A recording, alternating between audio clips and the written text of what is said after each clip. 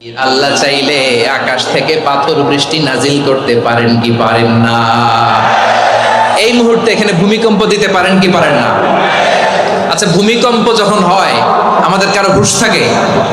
আপনি মনে করছেন আমরা সাধারণ মানুষ, আমরা দৌড় দেই, আর প্রেসিডেন্ট প্রধানমন্ত্রী ওনারা বুঝি খাটে শুয়ে থাকে? কথা বুঝে নাই বোধহয়। ভূমিকম্প, আর্থকোয়েক যদি হয়, বাঁচার জন্য আমরা কি করি? হয় খাটের তলায়, ডাইনিং টেবিলের নিচে, উপরে শক্ত কিছু আছে এটার নিচে, অথবা ঘর থইয়া দেও দৌড়। তো প্রধানমন্ত্রী উনি কি করে? প্রেসিডেন্ট উনি কি করে? হ্যাঁ, উনি খাটের মধ্যে যে শুয়ে থাকে নাকি? উনিও দৌড়, সাধারণ মানুষও দৌড়, প্রধানমন্ত্রীও দৌড়, বাড়িওয়ালাও দৌড়, ভাড়াটিয়াও দৌড়, সবাই দৌড়। নাকি ভাড়াটিয়ারা বাড়ি থইয়া দৌড়, বাড়িওয়ালারা আর বেরোয় না?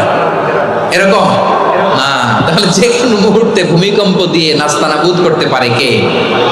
আমার প্রিয় ভাইয়েরা, আমরা নিরাপদ নই, আমরা তার দয়ায় বেঁচে আছি। কার দয়া?